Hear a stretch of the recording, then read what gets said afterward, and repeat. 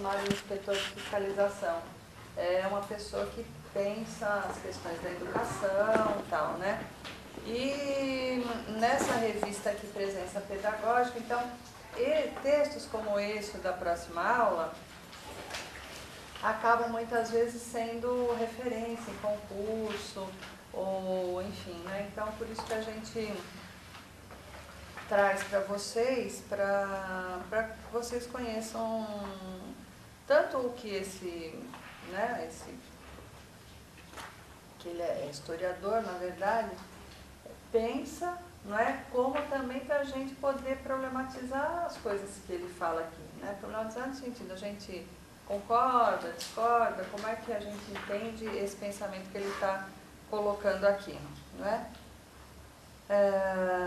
Então, ele, além de trabalhar no Ministério da Educação, ele também participa de um grupo lá que que discute o Brasil contemporâneo, então ele sempre vem ao Brasil, faz pesquisa aqui e tal. Tá? Então, vamos fazendo uma rodada e lendo e parando para discutir? Você começa, Ana? Podemos começar aqui, ó, na pergunta mesmo, porque é uma introdução, depois vocês leem aí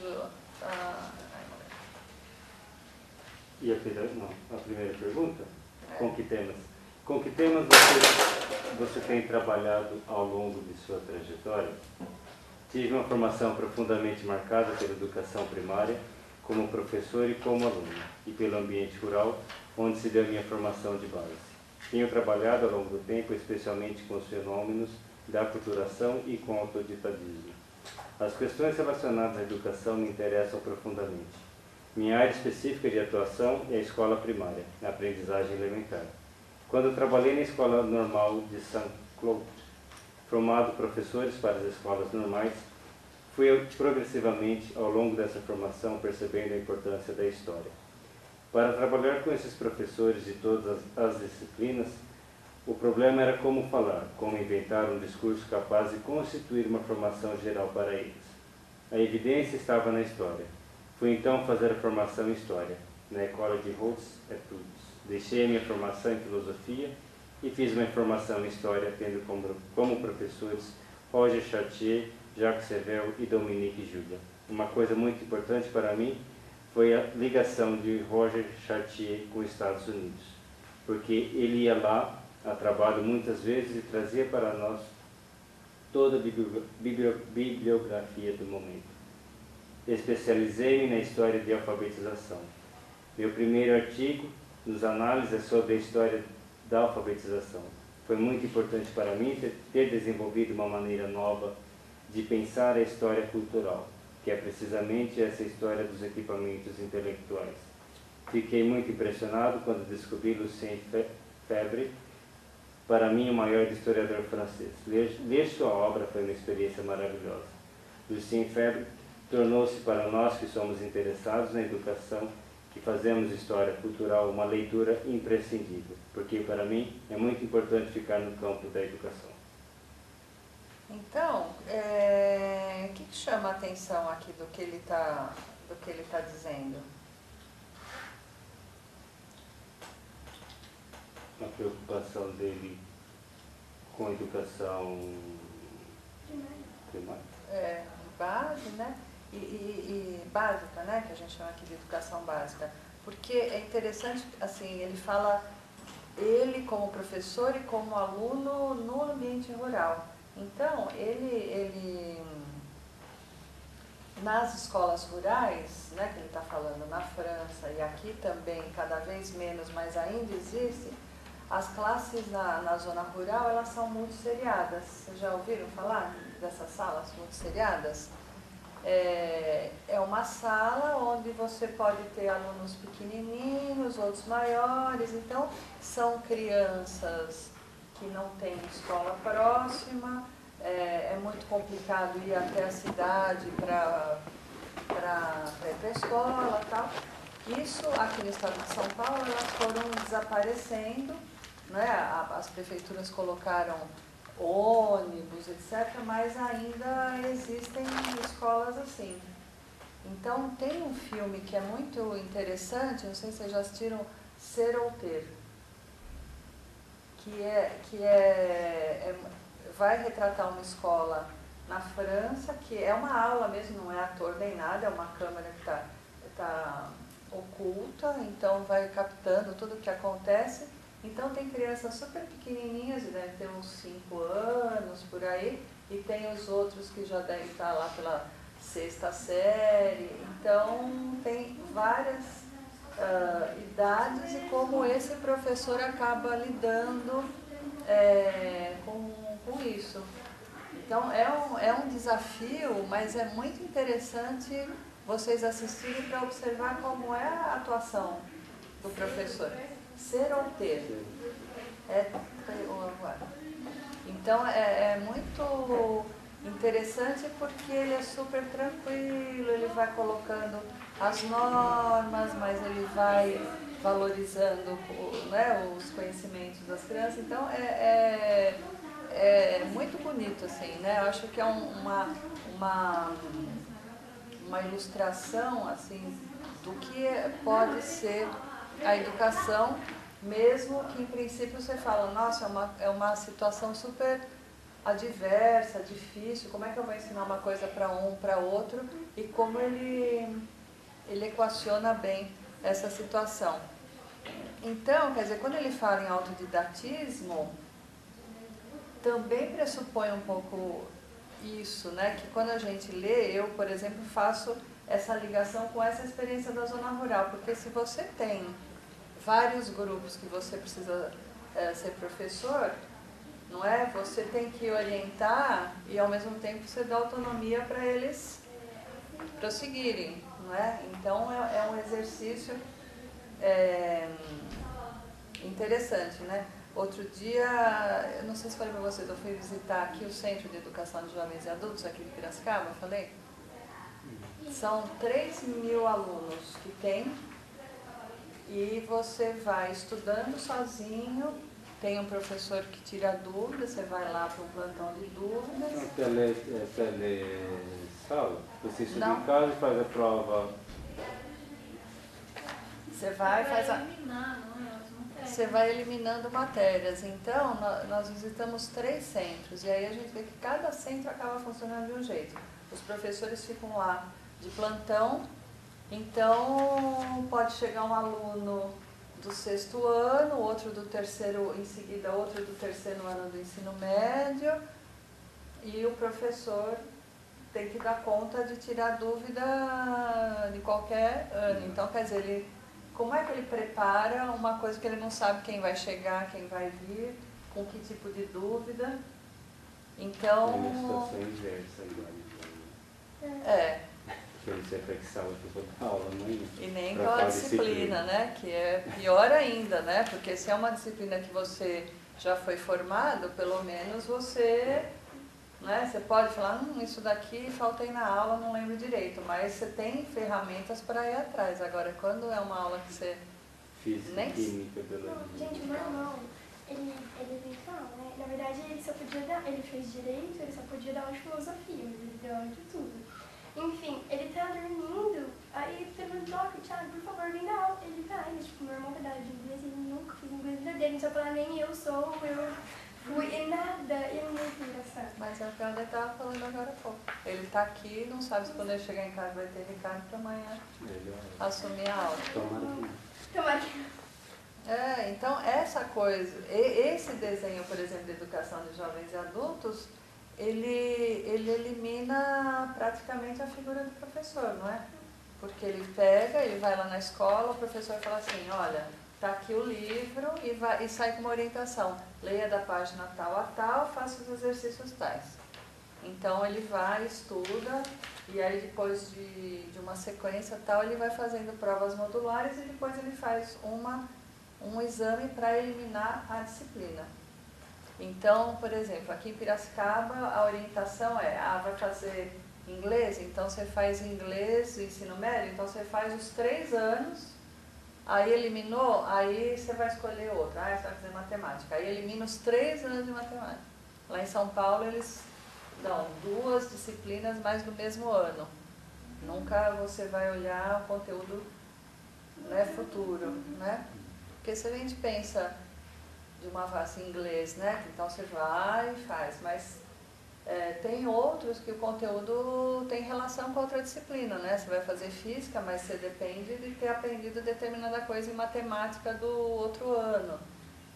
Então, é difícil, né? Então, essa coisa de ser autodidata é complicado. A minha mãe já, ela estudou só até o primeiro colegial, e ela foi lá fazer, não sei se é supletivo, porque ela teve 2 aulas de cada matéria, ela recebeu um livro super grosso de cada matéria e depois fez uma provinha e pronto. Não tinha aula todo dia, sabe? Mas é do Estado, porque tem outros também supletivos que até tem placas aí, né? Faça ensino médio em 2 meses, faça, e é um pouco nessa linha, só Mas que... do Estado? Não, que é esses particulares que você paga. Do Estado. No SESI tinha uns programas, eu lembro que à noite tinha aula para pessoas mais velhas e tal. Tinha um telecurso há uns tempos atrás. Enfim, podemos seguir então? Você continua? É um campo muito desprestigiado esse da educação, não é? A educação é minha vida. Para mim não existe nada mais forte do que a educação. É muito importante. Continua? E a pedagogia? Não. Penso que a pedagogia é um discurso vazio. A educação é um campo político e cultural, um desafio permanente para as democracias. Então, aqui, o que ele está falando, né? Como é que ele está desconsiderando a pedagogia e valorizando a educação? Ele está... Como é que vocês entendem isso?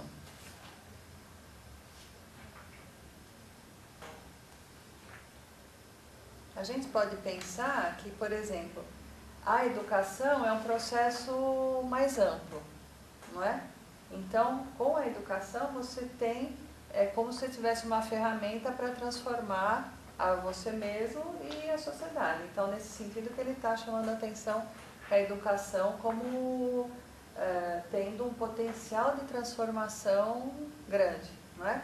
Enquanto que ele está comparando aqui com a pedagogia, depois ele vai retomar, que ele vai entender a pedagogia como se fossem técnicas para você realizar, praticar a educação, né? Mais ou menos isso.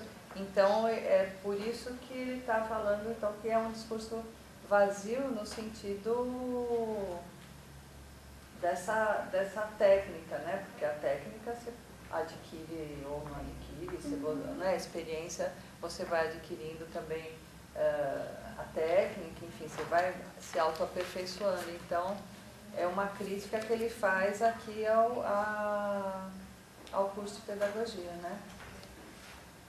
Você continua mais um pouquinho? E o que você está chamando de pedagogia? Por que você a considera um discurso vazio? Pedagogia era uma coisa terrível na França.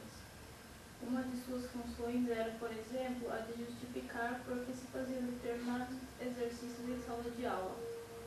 É terrível esse discurso de articulação de um exercício, herdado de um século de história da educação. Como articular esse exercício como uma finalidade filosófica?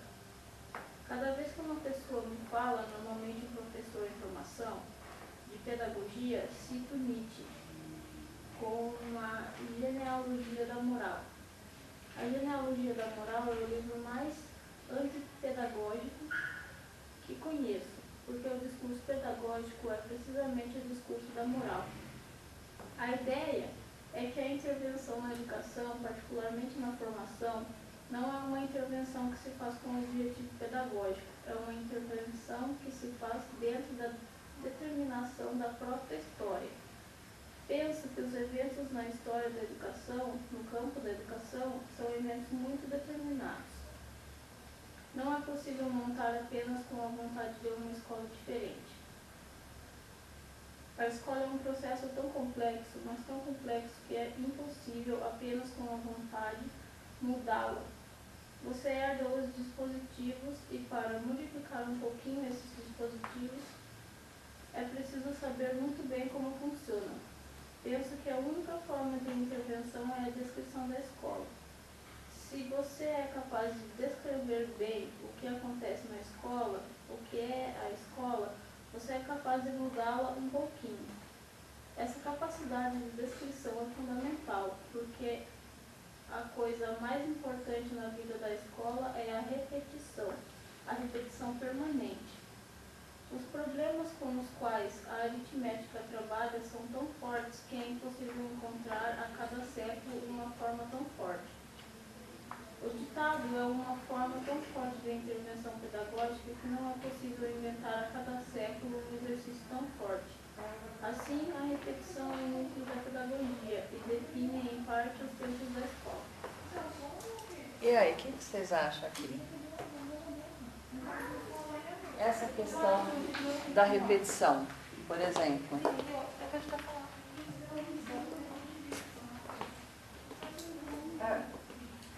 Vocês, se lembrarem da escola, quando vocês eram pequenos, vocês faziam ditado na escola? Não é? E tinham que decorar tabuada, data, não é? Eu faço um curso de professor de inglês. Então eu aprendo vários métodos que, assim, tem um professor formado que não sabe que existem esses métodos. Tem um deles que é na base da repetição. Até onde eu dou aula, o método é esse. Então, assim, é uma coisa que funciona, aprende rápido, só que... Esquece, gente. Só que acaba ficando uma aula muito chata, muito maçante. Então o professor ele tem que ser muito dinâmico, fazer umas coisas diferentes, porque assim, aprende. Eles aprendem mesmo. Só que acaba ficando uma aula muito chata. Porque o que eu quero problematizar com vocês é em que medida ele aprende ou incorpora um mecanismo, não é? Então, é que assim, que nem nesse método a gente não pode ensinar gramática, por exemplo. Porque é a base da repetição no falar. É só conversação? É, só conversação. Eles aprendem, vou repetir aquilo, falar aquilo várias vezes. Então, os primeiros livros não têm exercício, não posso dar tarefa de casa, eles não têm que escrever nada, não têm que copiar nada, não posso passar gramática. Então, eles aprendem ouvindo. Eles vão aprender a reproduzir. E é um dos Não é? primeiros É métodos essa que que é. surgiu. Esse que é o problema, né? Quer dizer, quando você está ensinando baseado na repetição, não é? Acho que se eu perguntar aqui, todos vocês vão lembrar um exemplo, pelo menos, que ficava... Oi? Tudo bom?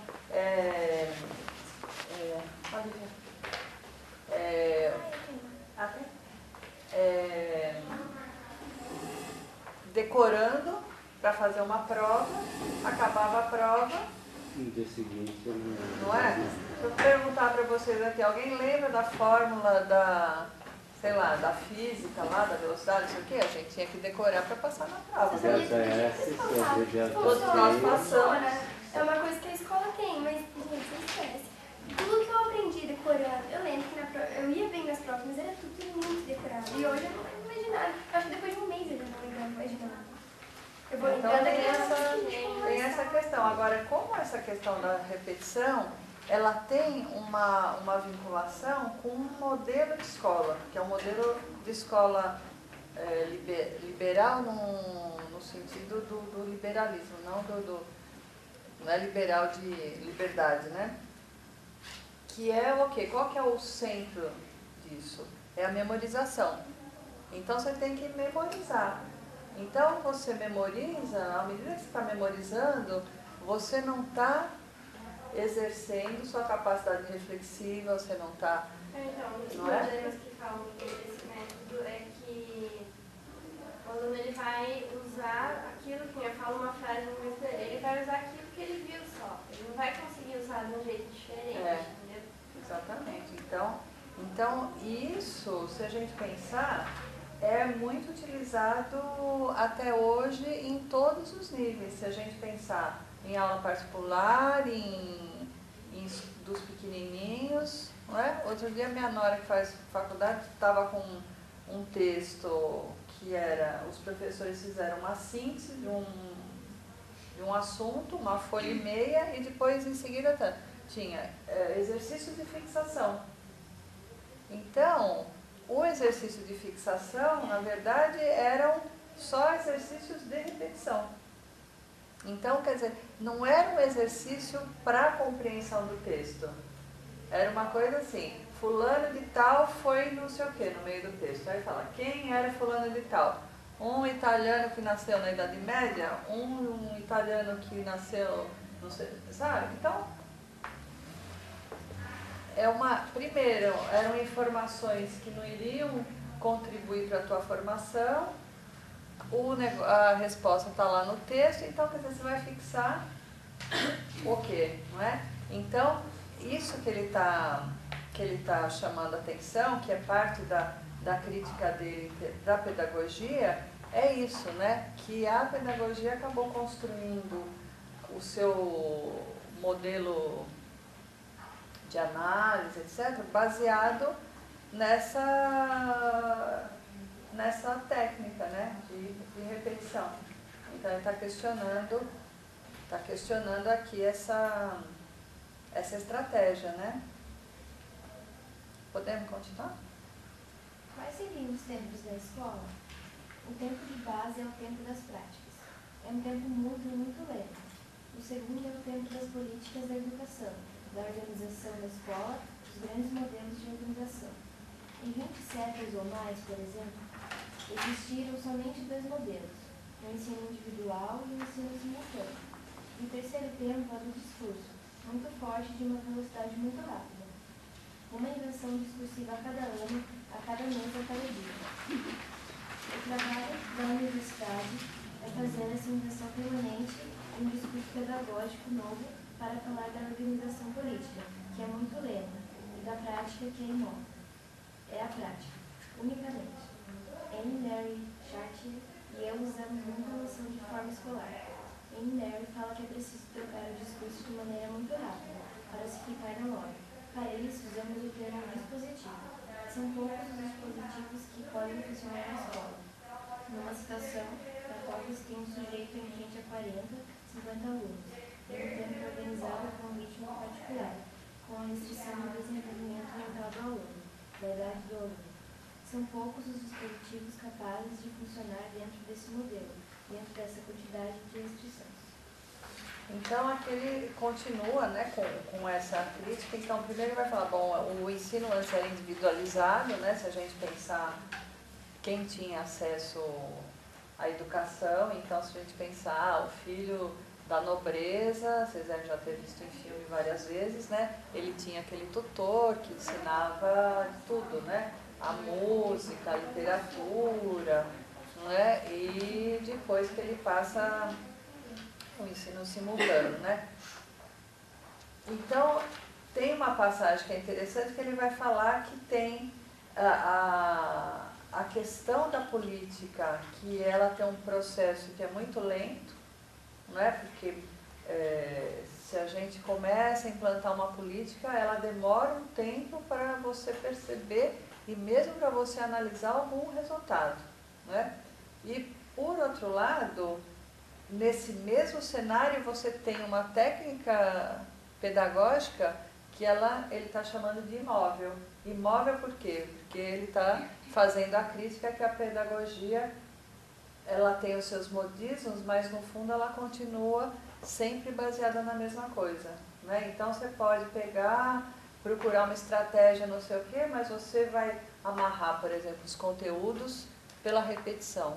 Então, quer dizer, o que você inovou, na verdade, se você continua cobrando dos alunos uma prática da repetição, não é? Então ele vai fazendo essa crítica, né? Alguma coisa aqui que chamou a atenção? Senão só eu que vou falando, né?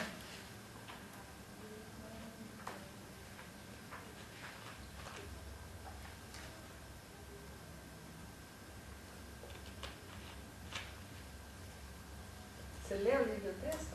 Ah, só a Lívia, viu? Conheço meu eleitorado aqui, já trouxe o texto para todo mundo hoje, tenho certeza. Conheço meu eleitor.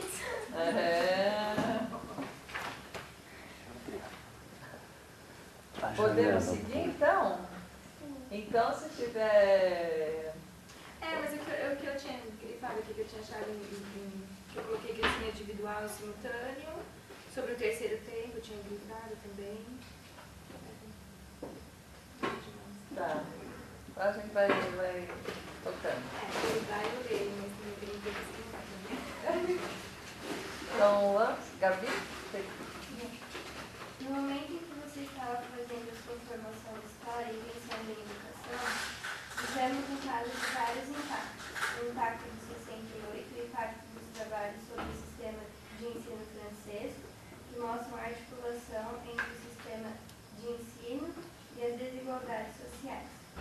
Quando analisamos a história numa perspectiva de longo prazo, esquecemos que, embora a forma escolar continue a mesma, há fenômenos que alteram completamente o significado dessa forma escolar.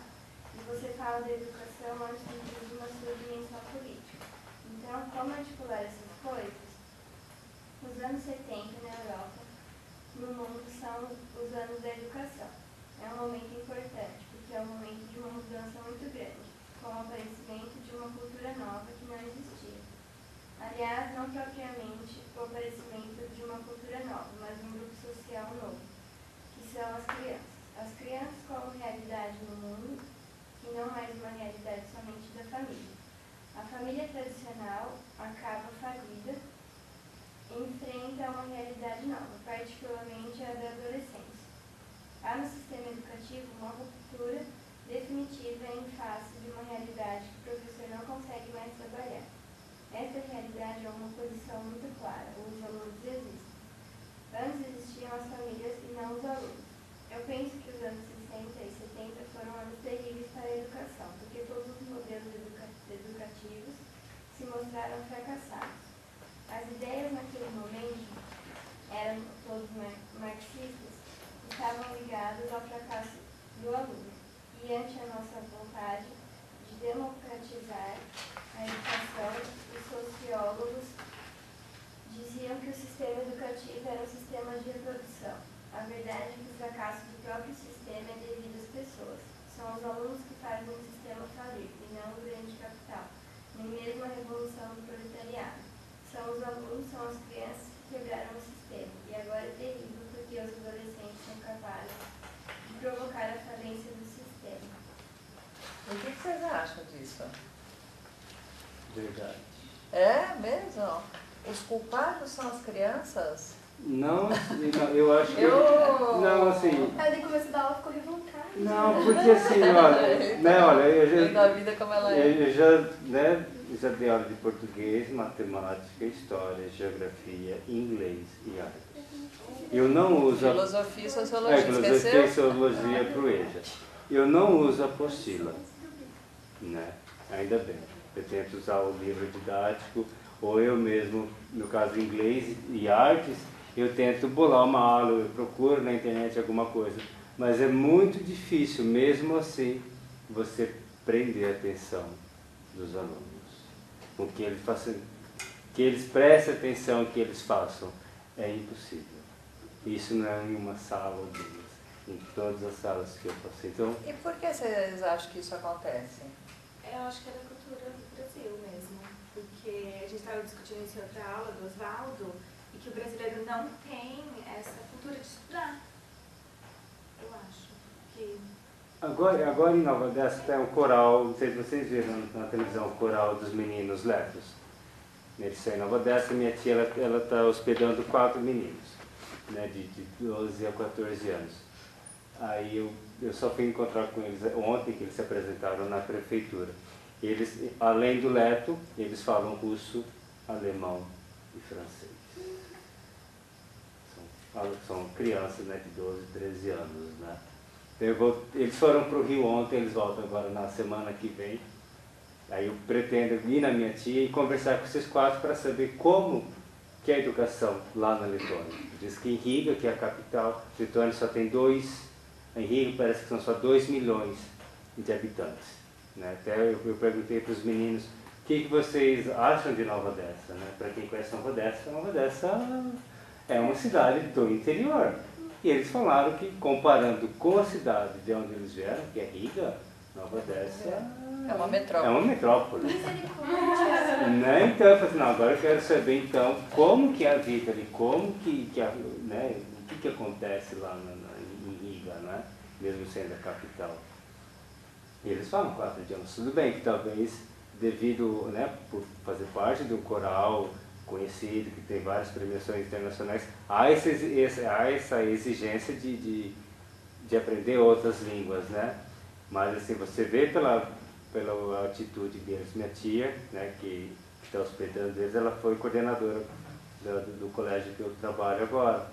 Então, assim, ela também está assim, vendo a diferença do comportamento deles com os meninos, com os jovens brasileiros. Né? Minha tia, ela, inclusive, deu aula para mim quando eu estava na 5ª série. Né? E ela percebe assim, que tem uma diferença muito grande, não só de comportamento, mas assim, como de experiência, de vida, né? Muito grande, muito grande. Mas que tem alguns aspectos, né? Tentando pegar o que a Lívia falou, o que a Elden falou, quer dizer, que tem uma questão que é cultural, né? Que eu sempre insisto com vocês que a gente precisa recuperar a formação, né, do país, a história, a cultura, para a gente entender o que acontece na atualidade, né? Então, quer dizer, a gente tem essa história, quer dizer, não conheço lá da Letônia, mas a gente vem dessa história de país colonizado e como a nossa educação também foi construída e desconstruída também, né? Então, a gente tinha uma educação de qualidade, etc., que era muito... Não é que assim, é muito rígida. Era rígida porque a escola é autoritária, né? Em todo mundo a escola é autoritária, né? Tem uma hierarquia muito forte, o professor manda, todo mundo obedece, né? Ou então deveriam, né? Não sei. Mas acontece que eu tenho hipóteses para esses alunos que ele está nesse sofrimento. Eu vejo que é um sofrimento, né?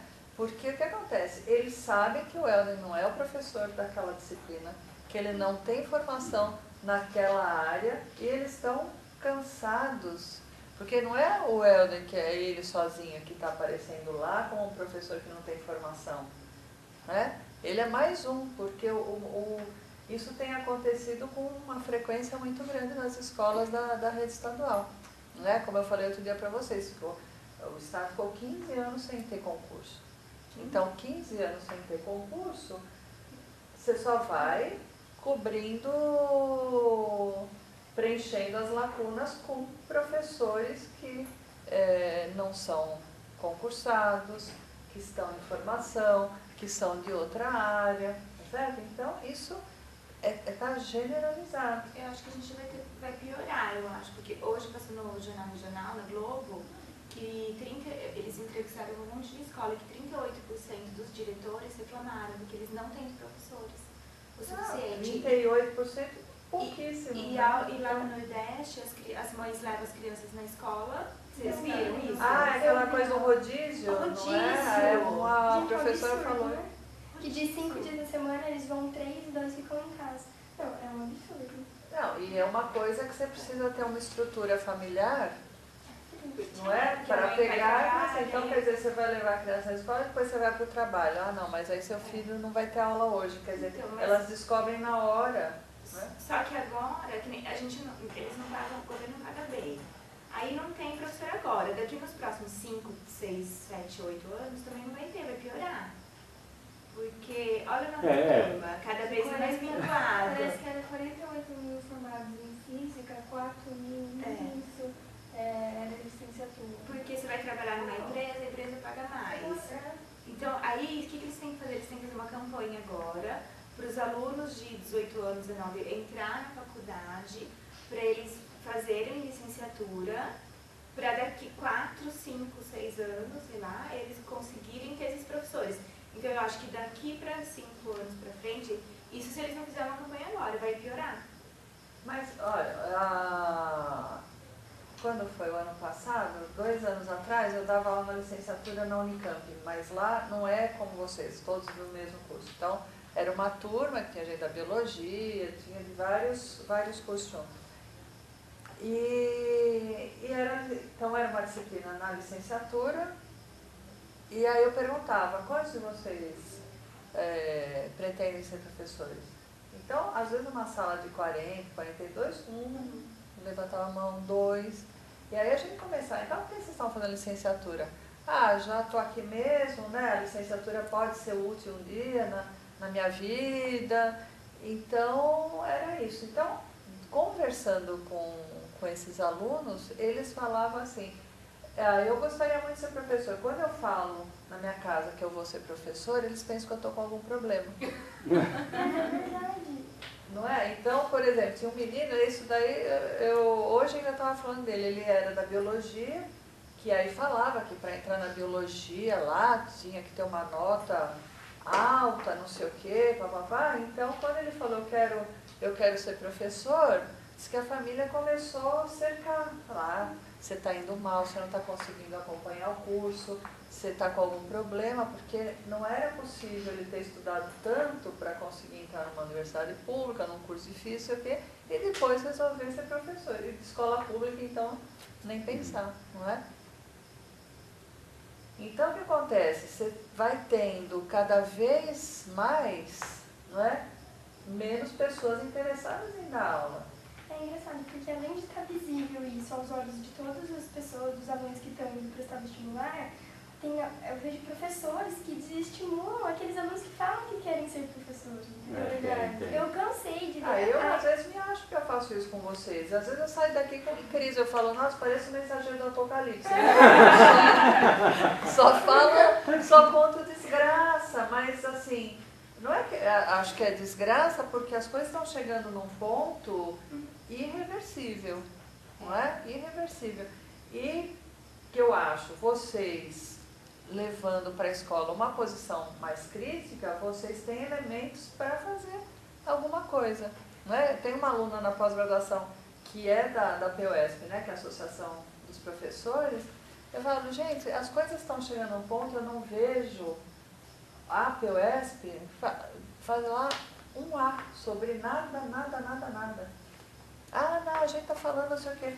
Gente, o Alckmin foi na televisão semana passada, deu uma entrevista e falou assim, como se fosse uma coisa gloriosa. Nenhum professor no estado de São Paulo ganha menos do que o piso regional. Não é? Que é, sei lá quanto, 700 e... Não é? Como se isso fosse uma coisa assim de tirar o chapéu. Aí também tem um outro dilema, não sei se é bom ou se é ruim. Meu tio, ele é professor aposentado, ele continua dando aula, ele já se aposentou acho que 2 vezes, e ele tá dando aula ainda. E ele viaja de Rio Claro para Americana, no SES, eu acho que ele dá aula, não sei, de matemática. E aí eu falei, mas tio, nossa, para de trabalhar, né? Porque, pô, ficar viajando, né? E já tá de um pouco de idade, tudo, né? Ele falou, não, eu tô com uma regalia agora. O ano passado, porque ele tem tanto tempo de casa, ele tirou 3 meses de licença prêmio. Aí juntou com as férias de final do ano, ele falou, eu fiquei 520 dias em casa. Aí ele falou assim, também eu posso faltar 8 dias no ano. Então o que ele faz? Aí ele falta de segunda ou ele falta de sexta. Porque daí ele fica sexta, sábado, domingo em casa. De repente, se a segunda for feriado, ele falta na sexta, aí ele fica sexta, sábado, domingo, segunda em casa. Daí ele só vai trabalhar na terça. Aí vai o professor substituto. Então eu acho que isso que o governo faz é errado. Então, mas esse caminho, Lívia, é um caminho perigoso que a gente faz de questionar um direito que foi adquirido. Então, mas aí que eu acho, eu trabalharia ao contrário, tipo, mesmo com os médicos do SUS, todas essas coisas, eu acho assim, você não faltou, você tem direito, tudo bem, tem o direito, mas se você não faltou nenhum dia, então eu vou te dar 10% a mais do seu salário, 20%, 15%. Né? Então, aí estimula o professor a não ficar faltando, porque ele falta não porque ele precisa, agora, ele falta agora porque ele quer. eles estão fazendo mais ou menos isso, que não é uma concessão direta, mas, por exemplo, o Estado de São Paulo instituiu uma coisa chamada prova mérito. Para você ter o direito de fazer a prova, você não pode ter falta, por exemplo. Então, o que está acontecendo com os professores? Eu tenho uma aluna aqui que é diretora. O que ela e outras pessoas estão falando? Os professores, eles estão adoecendo por causa das condições de trabalho. Né? Quer dizer, o Helder é novinho, aguenta bem essa pressão, não é? E dá poucas aulas, né? Não são poucas? 9, geralmente são 6 de manhã, quando eu pego manhã e tarde, são 6 de manhã e 5 da tarde. Mas todos os dias? Semana passada. Depende, não é? Mas a gente estava falando outro dia, um menino tem 36 horas aula. Então, e assim, sem saber o que você vai fazer, blá, blá, blá, blá. Bom, nós vamos assistir o filme lá depois, mais pra frente, que é Pro Dia Nascer Feliz. São condições de trabalho que vão levando ao adoecimento. Não é? Então, o que eles estão percebendo? São muitos professores que vão trabalhar mesmo doentes, não é? Então, quer dizer, tem problema, desde o problema de voz, mas o que tem mais acontecido é problema de depressão, do burnout, que isso é uma doença aí, de professores que está crescendo absurdamente. Por quê? Porque se faltar, não pode fazer a prova mérito, que se você passar e ficar numa classificação entre os não sei quantos, você vai ganhar um X% do seu salário. Então, tem a medida, mas as medidas que eles vão tomando, eu acho que desconsideram muito as condições de trabalho que existem. Né? Então, se a gente pega, por exemplo, a Finlândia, que tem sido apontada como o grande modelo de educação, etc., a primeira coisa que eles fizeram para começar a alterar a educação no país foi pegar o salário dos professores e multiplicaram por 5. Nossa. Criaram um plano de carreira de acordo com, você está graduado, você está com mestrado, você está com doutorado. Então, quer dizer, você tem um plano de carreira, todos os professores são estimulados a realizar pesquisas sobre a sua prática, então você tem a hora de você dar aula, a hora de você pensar sobre o seu trabalho, a hora de você preparar a aula.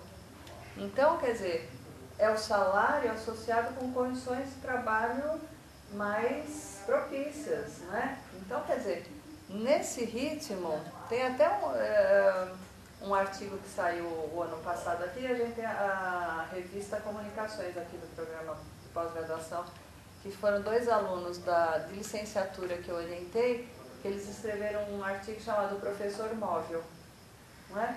Que eles foram acompanhar. Então, era o professor, saía de manhã e tinha que ter um carro velho para poder se deslocar para chegar a tempo. Então, ele dava 2 aulas em Campinas, aí ele pegava o carro, dava as 2 aulas seguintes, que tinham um intervalo, não sei o que, ele conseguia chegar no município colado ali em Sousas. Aí almoçava lá, dava as outras 2 aulas, voltava para Campinas, dava aula numa outra escola. Então ele ficava manhã, tarde e noite, circulando entre escolas e entre municípios. Mas isso é bem normal, né? É Todos super. os professores que eu tinha no cursinho, a maioria não eram. Tipo, quase todos não eram de americano. Eles ficam indo de cidade em cidade. Porque, por exemplo, vocês que vão dar aula de inglês e vocês moram, sei lá, em Rio das Pedras, que é um município pequeno, vocês não conseguem completar a carga horária no município. Então, vocês vão ter que, sei lá, ir para onde? né? Então, isso Mas acontece... será que é por causa disso? Mesmo? Porque assim, todos os meus professores, assim, eles são caros, cidade grande. Então, São Carlos, né? Então, lá deveria completar no mesmo lugar. E agora, eu tenho esse professor que dava aula de português. Agora ele está dando aula em São Carlos e em São José. O Oswaldo mesmo dá aula em Americana, que eu moro, dá aula aqui e dá aula, acho que não Oswaldo, então. Os olhos sutis. O Oswaldo dá aula na Fatec de Americana. então. Dá aula. Ele mora em Campinas, não? Acho que Ele mora em Campinas, aqui é americana. Ele é de inglês? Isso, eles dão a linguística aplicada. A minha ex-sogra era concursada da aula em Hortolândia. Eu tinha um professor que ele dava aula em Tietê, em Capão Bonito. Tietê e Capão Bonito é tipo 2 horas e meia, 3 horas. É difícil, né? Então, porque assim, não existe, mas por exemplo, acho que até o ano passado dei esse exemplo para vocês, que isso acho que é um exemplo mais próximo ao que a gente estava falando da Finlândia, o Instituto Técnico Federal, não é? Que aqui, sabe onde é? Aqui, acho que é Rosário, é aqui do lado do... Bom, enfim, aqui em Piracicaba. Então, os institutos técnicos federais, não é? Antes só tinham 33, que era a Escola Técnica Federal antigamente, né? Depois passou para o Instituto Técnico Federal e eles ampliaram o número e contrataram professores, né? Coordenadores pedagógicos, um monte de coisa. Então, o salário do professor, ele é o salário do professor da Universidade Federal. Porque o Instituto Técnico ele pode ter de EJA e se organizar para ter até mestrado, doutorado, se tiver estrutura. Então, você entra com um plano de carreira que o seu salário de ingresso, acho que é 7.100 agora, não é? Então, o que acontece? Você começa... começa a ficar... Tem que ralar muito. Vai ter muita sistematização para fazer.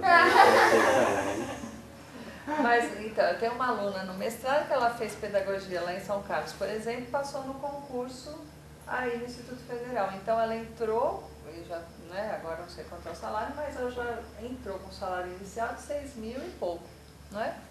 Então, começa a ser uma política que atrai, não é, professores, então começa a ficar mais atraente, não é? Em termos de carreira, de condições de trabalho, etc. Não é? Então, quer dizer, acho que assim, tem saída, não é? Mas do jeito que as coisas estão indo, tá meio difícil, porque os problemas só estão se agravando e o que eu fico percebendo é que é uma coisa de ficar tentando controlar, não é? Então, agora tem um negócio que não pode, o professor não pode sair da escola, ele só pode sair da escola 2 vezes por ano.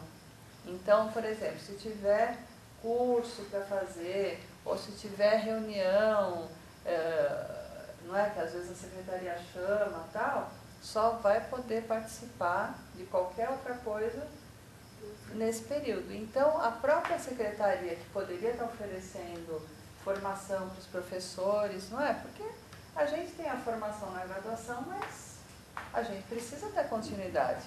Então, se você não pode sair para a formação, você só pode sair 2 vezes por ano, significa que se você quiser continuar se formando, né, nessa perspectiva da formação continuada, você vai ter que fazer por conta própria, num horário que você tiver disponível, né? Então as coisas estão caminhando nessa linha, né? Você não acha que tem jeito? Eu acho que tem, por exemplo, essa política que está colocada para os institutos federais, eu acho que é uma saída, porque de cara você abre concurso e você atrai profissionais com boa formação, não é? Então tem vários colégios, um que é da área de física, por exemplo, ele dava aula em escola particular em São Paulo. Abriu concurso nesse Instituto Federal, ele foi dar aula na EJA, no Instituto Federal. Ele é físico com doutorado pela USP, por exemplo. Então, você acaba, não é, atraindo pessoas com boa formação, e ele sempre quis trabalhar em EJA, mas ele achava, eu só vou conseguir trabalhar, não é, no ensino superior, porque agora eu fiz essa carreira, pago um pouquinho melhor, não sei o quê, blá blá blá, que também é uma ilusão, né? Não é nenhuma Brastemp também, né? Então, e aí ele conseguiu, com essa oportunidade, dar aula no segmento que ele sempre quis trabalhar, que era com educação de jovens e adultos. Então, tem jeito, né? Mas o pessoal fala assim, mas também, né, são só poucas escolas, por isso que dá jeito, não sei o quê. Mas eu, particularmente, eu vejo tanto dinheiro sendo jogado fora, nessas visitas que nós fizemos aí para os centros de EJA, nós vimos exatamente a mesma coisa. A gente entra, é uma sala maior do que essa, abarrotada até o teto de livros. Mas abarrotada, pilhas. Aí o que vocês vão fazer? A gente não sabe o que fazer, a gente dá o livro, quer levar?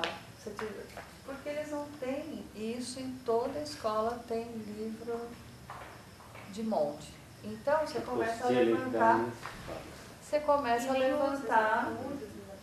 Não, o que acontece? Eles compram numa quantidade absurdamente superior daquilo que é a necessidade real. Então a gente já começa a pensar assim, né? Bom,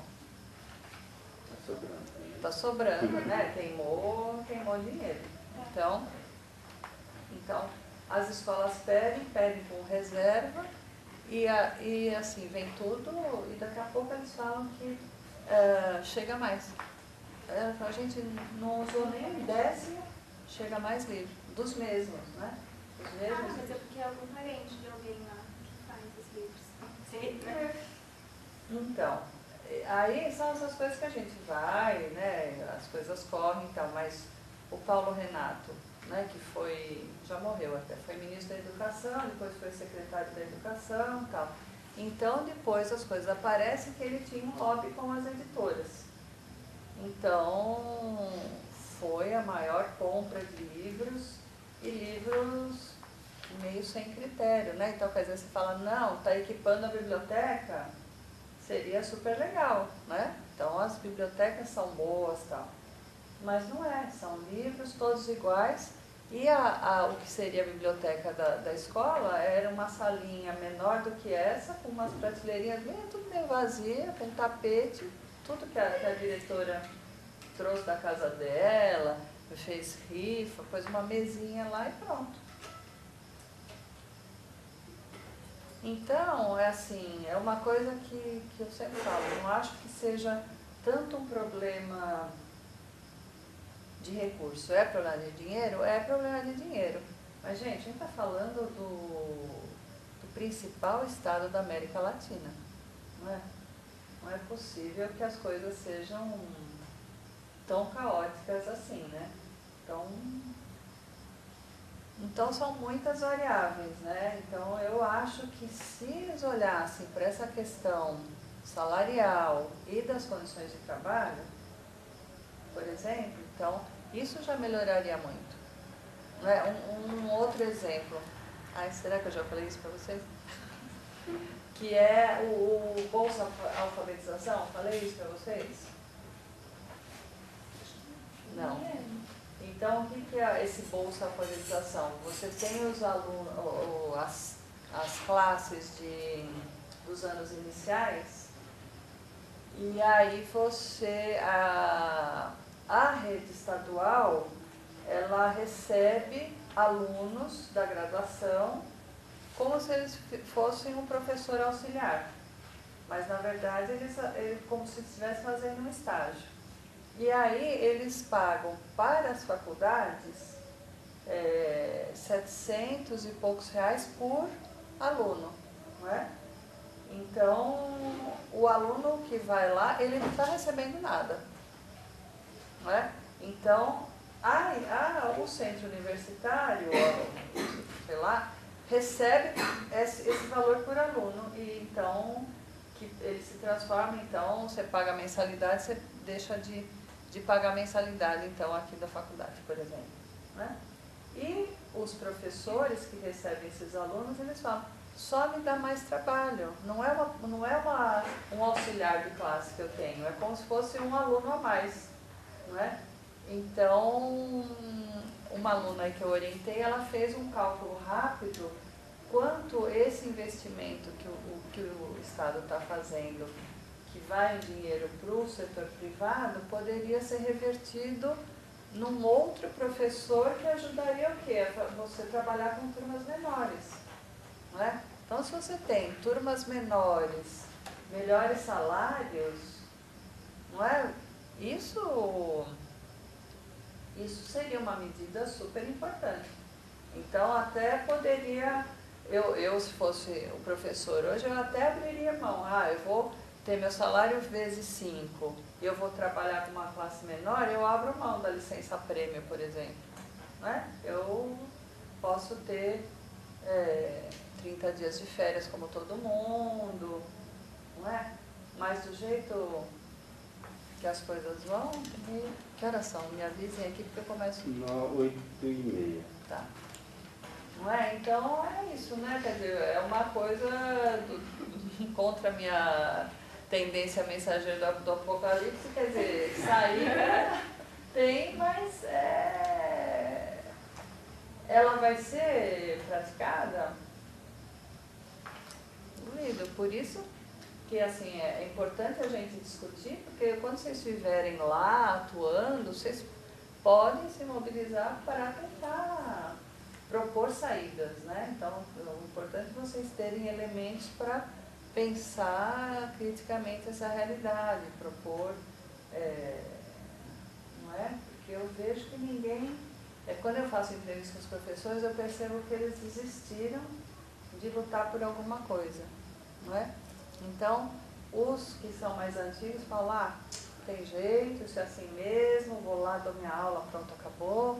Os mais jovens têm um pouco mais de gás, mas também é uma coisa muito mais com os alunos e menos para pensar no geral como um todo, porque a maioria eu percebo que não entende o que é a política como um todo, né? Esses mecanismos que a gente discute aqui, eles não...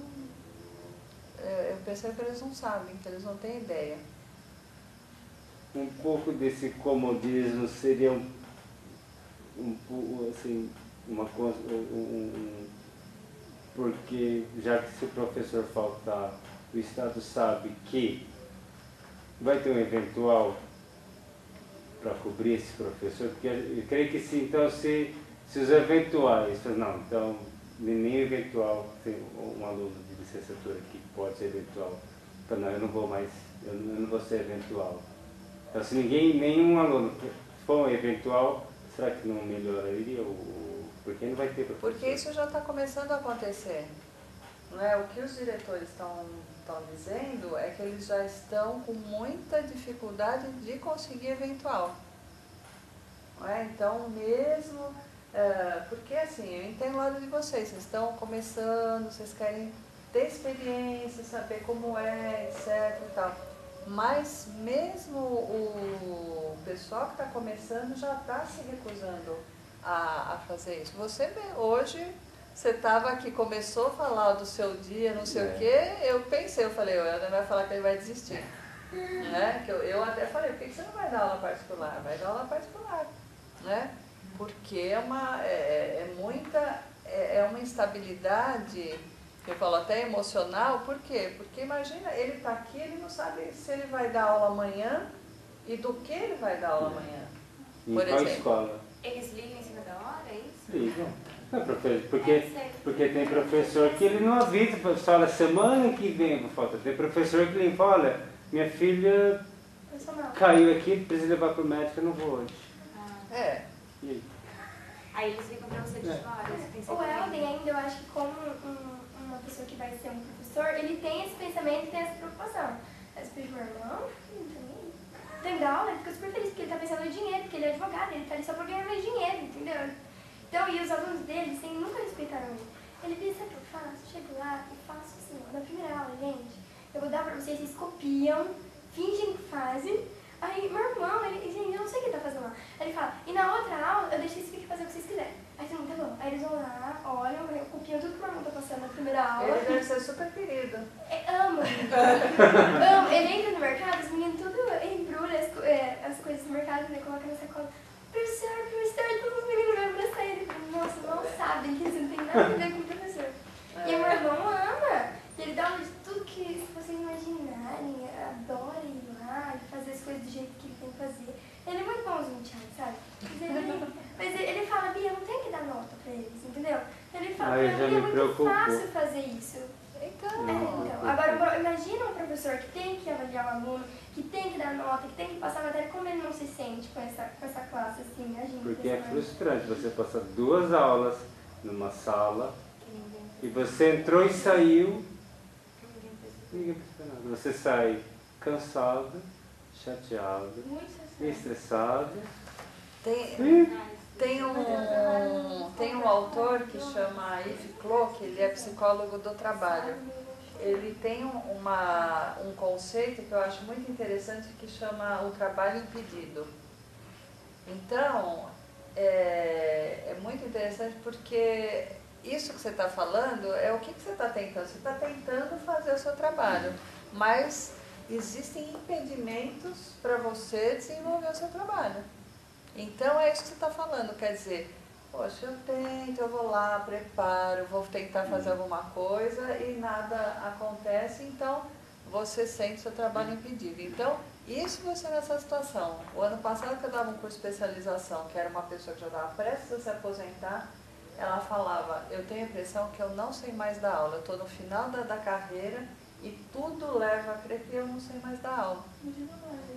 Mas não era que ela não sabia o conteúdo, porque as coisas eram demandadas de um jeito, porque agora tem não sei o que do Saresp, porque se não fizer tal coisa a gente vai mal no teste. Então, ela falava, eu ensinava coisas que eu sempre achei importantes para os alunos, etc, etc, mas agora o que é importante é o que vai cair, é o que está na apostilinha, não sei o que, não sei lá, e pronto. Então, ela é uma outra forma de trabalho impedido, quer dizer, ela fala, eu acho que isso é importante para os alunos, mas o sistema está dizendo que eu só preciso testar essas coisas. E em escola particular, assim, os professores se dão tanto também? Então, é por isso que eu quero passar esse filme aqui para vocês, acho que eu até vou antecipar no programa, porque nas escolas particulares você tem uma outra pressão que é passar no vestibular lá na frente.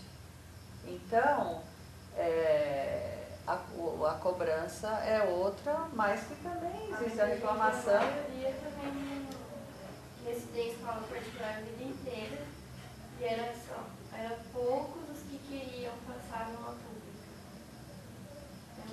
Mas tem uma pressão das famílias que tem que passar no vestibular. É que nem eu estudei, o segundo e o terceiro colegial foi assim, idênticos, porque é tudo para vestibular. Tudo para vestibular. Chega até cansar, porque... E aí é isso que ele está falando, porque acaba sendo o quê? A repetição.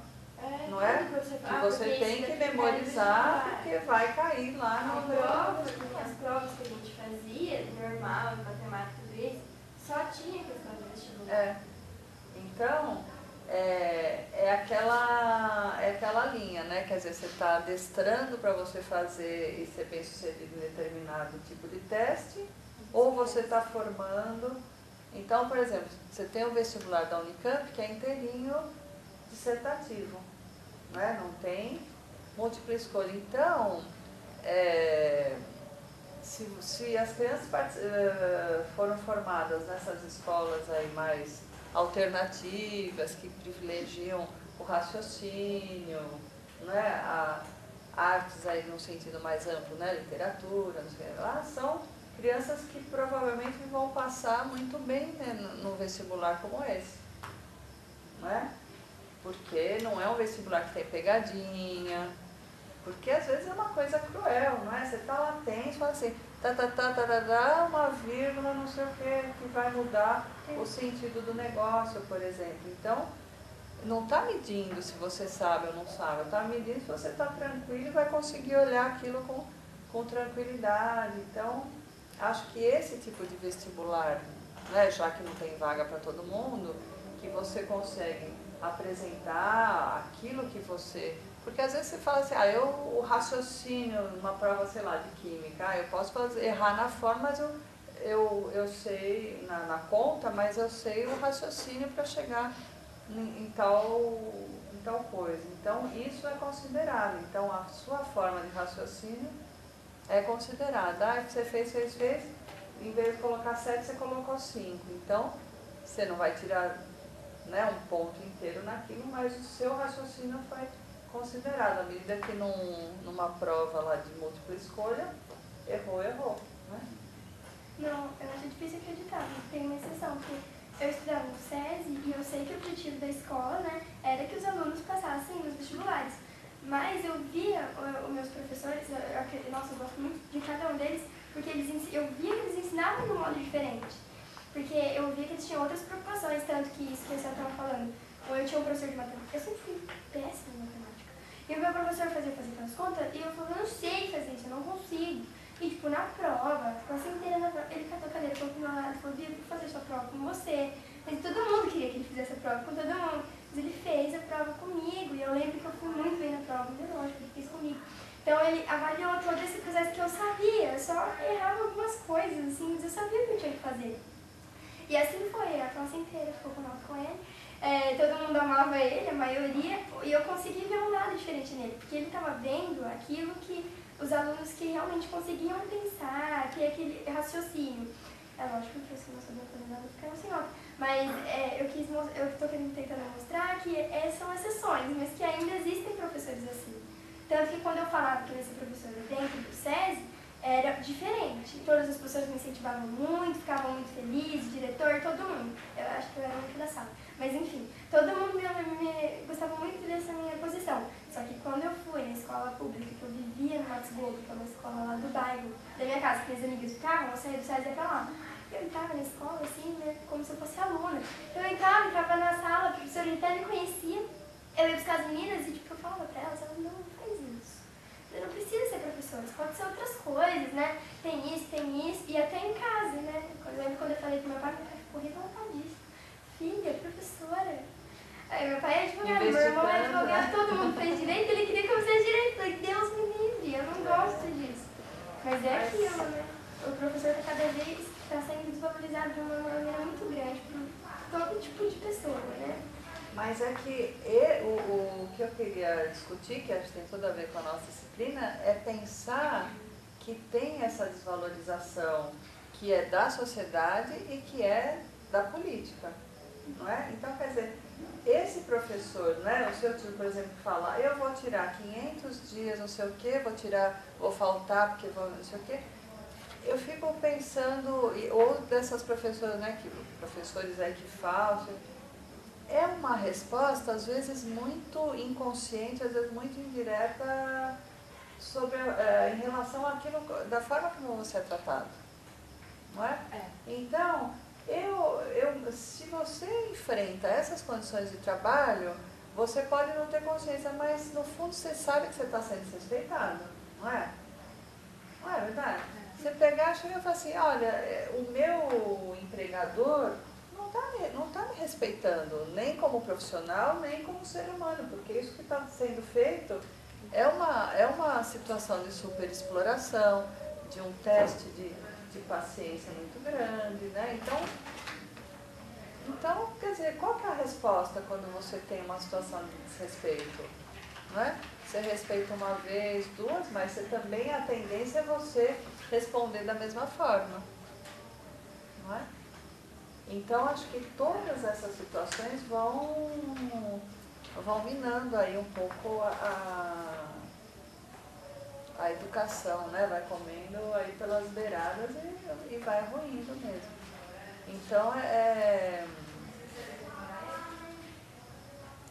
não é fácil, mas eu vejo que tem saída. A gente teve uma palestra muito interessante ontem, que é um professor ele é o coordenador da pós-graduação em educação na Unicamp e ele é da área de matemática. Ele tem um grupo de mestrandos, doutorandos, mas que estão dando aula de matemática. Então, eles vão discutindo novas práticas, etc. Então, são formas de ensinar que eles discutem para romper com essa lógica imposta pela política, não é?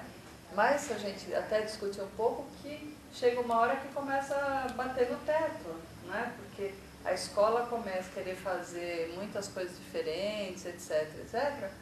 Mas chega uma hora e fala assim, olha, ou você faz coisas para passar, para você ter um rendimento aí no Saresp, ou então não adianta, né? Não adianta. Então essa lógica aí de tentar fazer os alunos pensar questões matemáticas de outra forma, se não é coisa que vai cair no Saresp, passa então a pouco importar para a própria escola, que por sua vez também é pressionada por índices, não sei o que, sei lá.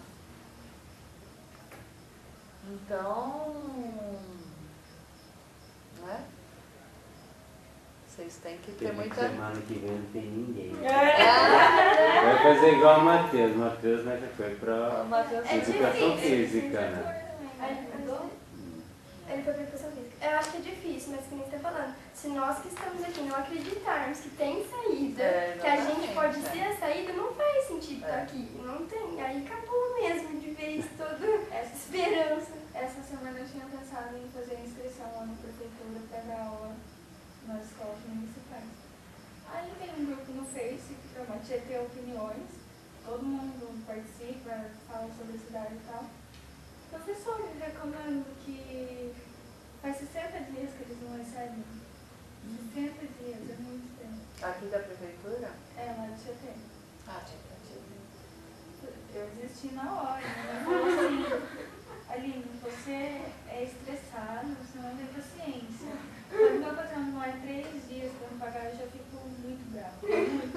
Não, é lógico. 60 dias. Não, é lógico. Não é que você é brava, você está... A gente quer os você está querendo aquilo que lhe é de direito, não é nada. Ele paga certo. A outra professora da escola, ela falou assim, amiga, tá recebendo certinho? Faz 10 dias que tá gravado no salário. Eu falei, meu Deus, cara, se fosse eu sou muito brava. Não aguento. Aí eu disse, na hora, minha mãe falou assim, continua onde você tá, porque sair de uma escola assim e receber 60 dias, muito tempo. Meu Deus, e as contas desse povo?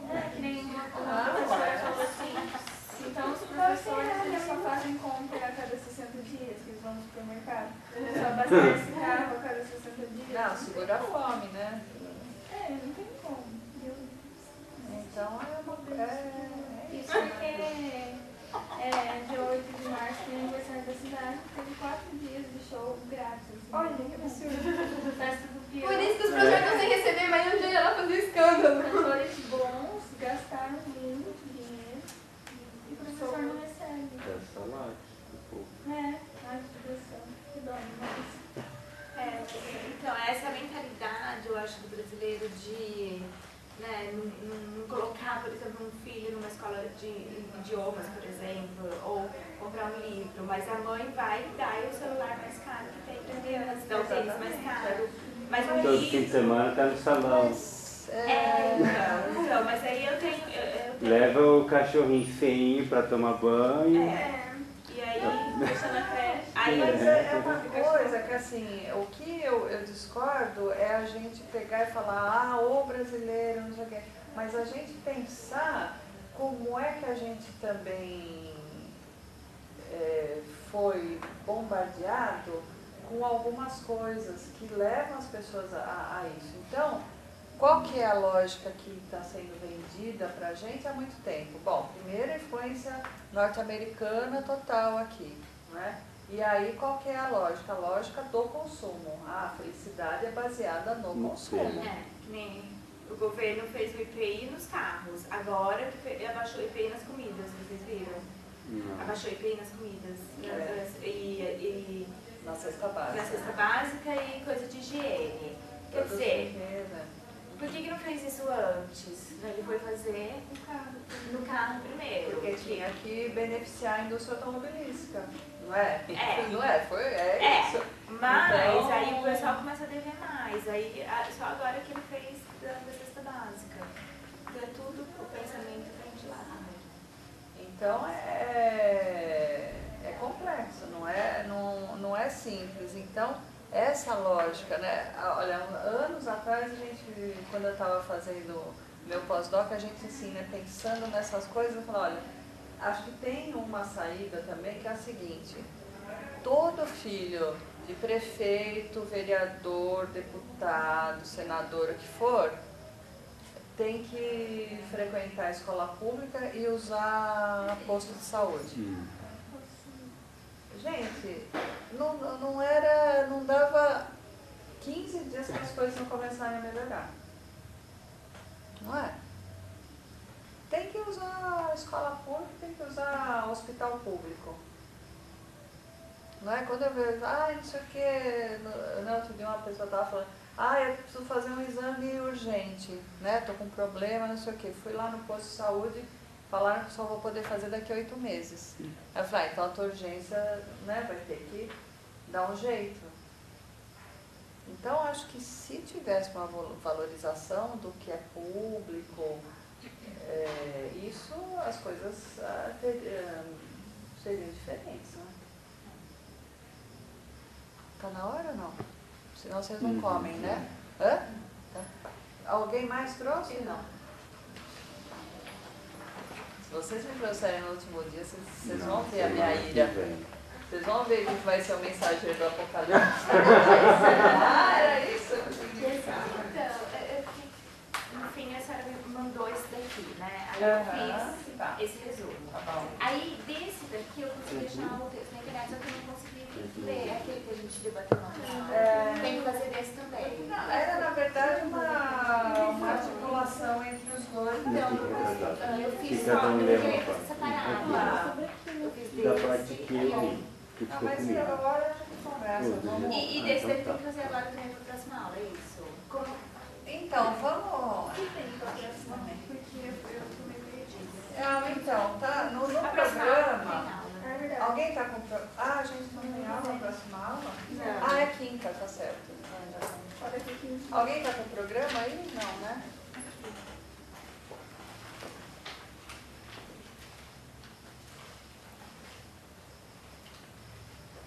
Não, então agora... A próxima é esse daqui, ó.